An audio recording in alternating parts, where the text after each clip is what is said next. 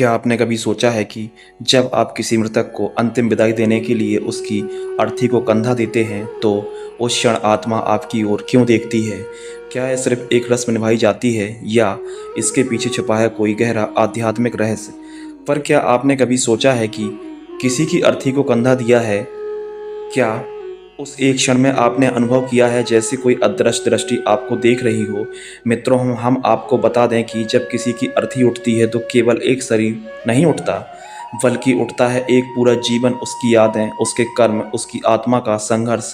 जिस देह को हम कंधा देते हैं वह मृत हो चुकी होती है, पर उसकी आत्मा अब भी हमारे चारों ओर मर्रा रही होती है। वो देख रही होती है कि उसकी अंतिम यात्रा में कौन शामिल है, कौन नहीं।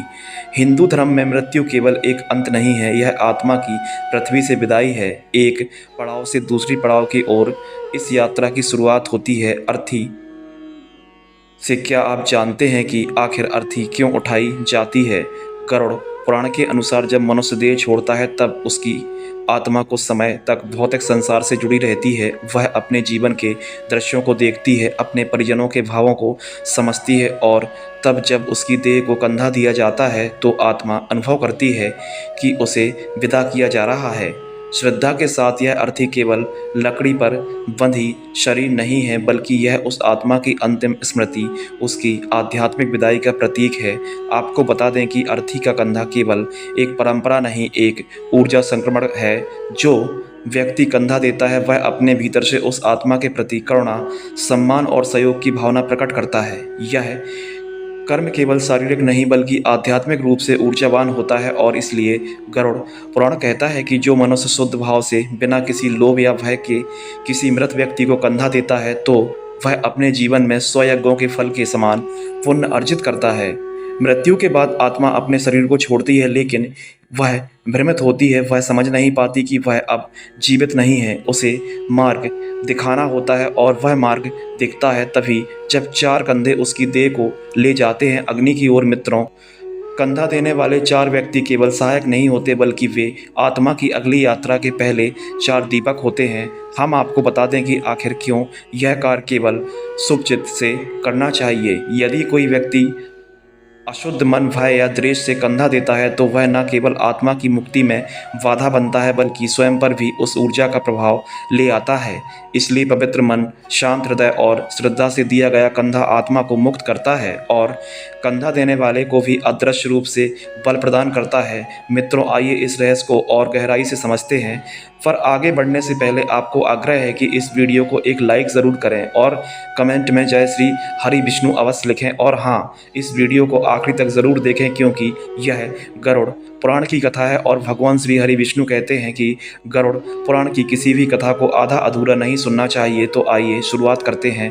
मित्रों, कभी कभी मृत्यु केवल अंत नहीं होती, बल्कि वह एक ऐसा रहस्य खोलती है जो जीवन भर छुपा रहा। और जब कोई अधर्मी व्यक्ति बिना श्रद्धा से विदा होता है तो उसकी आत्मा कहाँ जाती है, कौन उसका भार उठाता है? मित्रों, बहुत समय पहले की बात है, जब धरती पर पाटलिपुत्र का साम्राज्य अपने चरम पर था।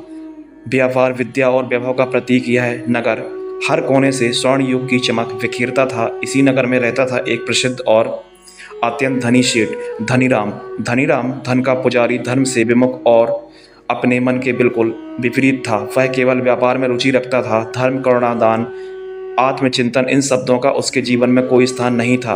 वह झूठ बोलता था, तौल में चोरी करता था, ब्राह्मणों का अपमान करता था और यहाँ तक कि अपने माता पिता के श्राद्ध कर्म तक नहीं कराता था। उसका हृदय पत्थर था और धन ही उसका ईश्वर। धनीराम की पत्नी का नाम रूपवती था। मित्रों, रूपवती धर्म की प्रतीक एक तपस्विनी पत्नी थी, परंतु जहाँ अधर्म था वहाँ एक संतुलन भी था। धनीराम की पत्नी रूपवती एक परम पुण्यात्मा, अत्यंत विनम्र और धर्मपरायण स्त्री थी। वह प्रतिदिन व्रत, पूजा, गरीबों को अन्नदान और मंदिर सेवा में लगी रहती थी। उसने कभी किसी को धोखा या खाली हाथ नहीं लौटाया। यहाँ तक कि वह छिपकर पति के अपवित्र धन से भी दान करती, क्योंकि उसे विश्वास था कि पुण्य से ही पापों का परिमार्जन संभव है। नगर में सभी उसे गृह लक्ष्मी जी देवी मानते थे। एक दिन नगर में एक भयंकर महामारी फैल गई, चारों ओर मृत्यु चिताएं चीखीं और वह इस आपदा में भी धनीराम ने लोगों की सहायता नहीं की, बल्कि अपने भंडार को छिपा लिया और बीमारों को अपने द्वार से दूर भगाया। पर इस विधि का विधान अटल था। कुछ ही दिनों में वही महामारी धनीराम को भी लग गई। उसका शरीर जलने लगा, सांसें फूलने लगीं और मरते मरते उसने देखा अंधकारमय छाया उसकी ओर बढ़ रही है। वह चिल्लाया पर कोई पास नहीं आया, क्योंकि मृत्यु के समय केवल कर्म ही साथ आता है और उसके पास कुछ नहीं था। उसकी मृत्यु के बाद नगर में कोई उसकी अर्थी को कंधा देने के लिए तैयार नहीं था। लोग कहते थे, यह वही धनीराम है जिसने किसी का अंतिम संस्कार नहीं कराया, ब्राह्मणों को दान नहीं दिया, गायों को तिरस्कृत किया। अब इसकी आत्मा कौन ले जाएगा? उसकी पत्नी रूपवती ने हाथ जोड़कर लोगों से निवेदन किया, लेकिन 3 से अधिक कंधे नहीं मिले। चौथा कंधा देने वाला कोई नहीं था और तभी हुआ वह जिसने सबको स्तब्ध कर दिया। अर्थी कुछ कदम चलते ही ठहर गई। चारों ओर एक रहस्यमय सन्नाटा छा गया और हवा जैसे कांपने लगी। रूपवती ने देखा कि उसके पति की आत्मा अर्थी के पास ही भटक रही थी। उसका चेहरा विकृत था और आंखों में भय। यह केवल एक मृत्यु नहीं थी, यह एक आत्मा की अमुक्ति, एक अधर्मी जीवन की सजा और चौथे कंधे की अलौकिक आवश्यकता की कथा बनने वाली थी। और यहीं से आरंभ होता है वह रहस्य जो गरुड़ पुराण, विष्णु धर्मसूत्र और महाभारत के श्राद्ध पर्व में वर्णित मृत व्यक्ति की आत्मा और अर्थी के संबंध को उजागर करता है। मित्रों, रूपवती ने देखा उसके पति की आत्मा अर्थी के ऊपर मंडरा रही थी, व्याकुल, भयभीत और काले धुएं से घिरी हुई थी।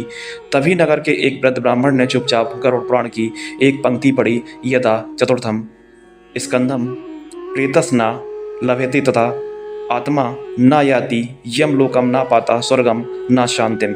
गरुड़ पुराण की इस पंक्ति का अर्थ था, जब किसी मृतक की अर्थी को 4 कंधे ना मिलें तो उसकी आत्मा उधर में लटक जाती है और स्वर्ग या नरक ना पुनर्जन्म यह भटकती है, व्याकुल रहती है और समय के साथ प्रेत बन जाती है। गरुड़ पुराण के अनुसार 4 कंधे जीवन के 4 पुरुषार्थों का प्रतिनिधित्व करते हैं, धर्म, अर्थ, काम और मोक्ष। इनमें से कोई भी यदि अधूरा रह जाए तो आत्मा मुक्ति का मार्ग नहीं पकड़ पाती। पर धनीराम ने धर्म को तिरस्कृत किया था। उसने कभी दान, श्राद्ध या सत्कर्म नहीं किया था। इस कारण उसकी आत्मा को चौथा कंधा नहीं मिल पाया। उस रात रूपवती को स्वप्न में धनीराम की आत्मा ने पुकारा, मैं अंधकार में फंसा हूँ, मुझे जल नहीं मिल रहा, अग्नि छूती नहीं, मंत्र विफल हो जाते हैं और मेरी आत्मा बार बार उसी शव पर लौट जाती है। मुझे चौथा कंधा दिलाओ, मुझे मुक्ति कराओ। फिर रूपवती ने वृद्ध ब्राह्मण से पूछा। उन्होंने कहा, जो चौथा कंधा नहीं देता वह उस आत्मा के पापों को स्वीकार नहीं करता, पर जो दे देता है तो उस आत्मा की पीड़ा एक अंश हर लेता है और यही कारण है कि उस आत्मा को आगे ले जाती है। अब रूपवती ने नगर के कोने कोने में जाकर लोगों से विनती की, पुकार की, कोई है जो इस पापी की आत्मा को मुक्त कर दे। और तब तक अनजान व्यक्ति सामने आया। वह एक युवा साधु था जो अज्ञातवास में था। उसने कहा, मैं चौथा कंधा दूंगा क्योंकि मेरा धर्म दया है और आत्मा की मुक्ति ही मेरा लक्ष्य है। मित्रों, अर्थी का आध्यात्मिक अर्थ गरुड़ पुराण के अनुसार यह है कि जब 4 लोग अर्थी को कंधा देते हैं तो वे उस आत्मा के जीवन के 4 चरणों को भी विदा कर देते हैं, जिसमें पहला है बाल्यावस्था यानी बचपन, दूसरा है यौवन अवस्था अर्थात मोह, तीसरा है गृहस्थ जीवन यानी धन और जिम्मेदारियां और चौथा है वृद्धावस्था। यदि अंतिम चरण अधूरा रह जाए तो आत्मा अधर्म में लटकती है।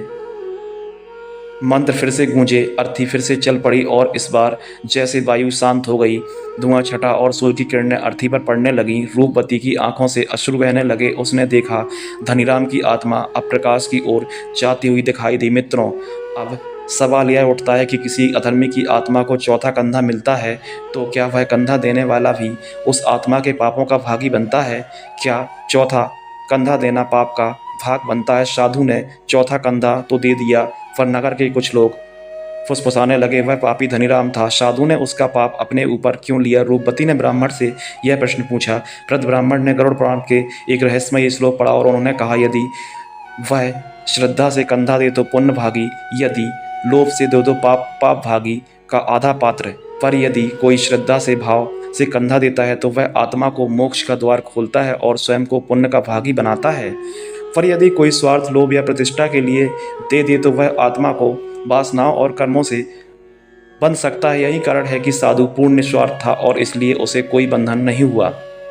मित्रों, इसके साथ ही महाभारत में भी ऐसा ही प्रसंग मिलता है जब भीष्म पितामह गंगा किनारे 100 वाहक बने तब उन्होंने कहा, जो मृत्यु को समझे बिना सबको उठाता है वह केवल भार ढोता है, पर जो श्रद्धा से उठाए वह आत्मा को देह से मुक्त कराता है। फिर तीसरी रात को उस साधु को एक दिव्य स्वप्न आया। धनीराम की आत्मा अब सफ़ेद वस्त्रों में शांत स्वरूप में उसके सामने प्रकट हुई और बोली, मुझे राह दिखाने के लिए धन्यवाद। मेरी प्यास अब बुझ चुकी है। अग्नि ने मुझे स्वीकार कर लिया है और अब यमदूत नहीं दिव्य गण मुझे स्वर्ग की ओर ले जा रहे हैं। हे साधु, तू केवल मेरा मुक्तिदाता नहीं है, तू मेरी पत्नी रूपवती का संकल्प भी है जो धर्म और प्रेम से जुड़ा था। गरुड़ पुराण कहता है, यदि मृतक अधर्मी हो तो उसका कंधा केवल वहीं दे जो उसे धर्म के लिए क्षमा कर सके, अन्यथा कंधा देना अधर्म से गठजोड़ बन सकता है। यही कारण है कि कई बार कुछ सबों को 4 कंधे नहीं मिलते और आत्मा को मुक्ति तब तक नहीं मिलती जब तक कि कोई निस्वार्थ व्यक्ति आगे ना आए। मित्रों, ऋषि देवगति हिमालय की तराई में रहने वाले एक महान योगी थे। वेद, उपनिषद और गरुड़ पुराण में मर्मज्ञ थे। उनका कार्य था मृत्यु के रहस्यों को समझना और समझाना। मित्रों, जब रूपवती ने उनसे यह प्रश्न किया कि आज भी हर मनुष्य के मन में गूंजता है, क्या किसी पापी की अर्थी को कंधा देना स्वयं पाप का भागी बनाना है? ऋषि ने आंखें मूंदी और बोले, देवी, तूने सही मार्ग चुना है। सुन, यह राय सरल नहीं, सत्य गहरा है। उन्होंने फिर गरुड़ पुराण का एक रहस्यमय अंश अर्जित किया। सब यात्रा में जो कंधा दे वह मृतक की आत्मा के समीप हो जाता है। यदि उसकी भावना शुद्ध हो तो आत्मा को गति मिलती है, पर यदि वह लोभ, भय या समाज के दबाव से करे तो वह आत्मा के अधूरे कर्मों का सहभागी बन जाता है। चौथा कंधा केवल पर एक परंपरा नहीं है, एक आध्यात्मिक दायित्व है। फिर ऋषि ने बताया, पहला कंधा मृतक के द्वारा किए गए पुण्य को दर्शाता है, दूसरा कंधा उसके कुटुंब की ओर से क्षमा, तीसरा कंधा समाज की ओर से स्वीकारता है और चौथा कंधा ईश्वर की ओर से अंतिम अवसर। यदि चौथा कंधा देने वाला पवित्र और श्रद्धालु हो तो आत्मा को अग्नि में प्रवेश से पूर्व मोक्ष का अधिकार मिल सकता है। अतः चौथा कंधा देना केवल देह उठाना नहीं है, बल्कि आत्मा को उसके कर्मों के जाल से एक बार में मुक्त कराने की यज्ञ की क्रिया है।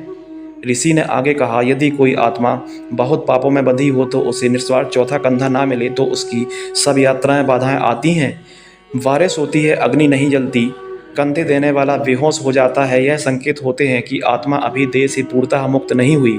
ऋषि ने अंत में कहा, जो आत्मा को मोक्ष दे सकता है, कंधा वही दे जो देह को नहीं आत्मा को विदा कर सके, जो मृत्यु को नहीं यात्रा माने और जो इस कार्य को बोझ नहीं स्वयं के जीवन की तपस्या माने।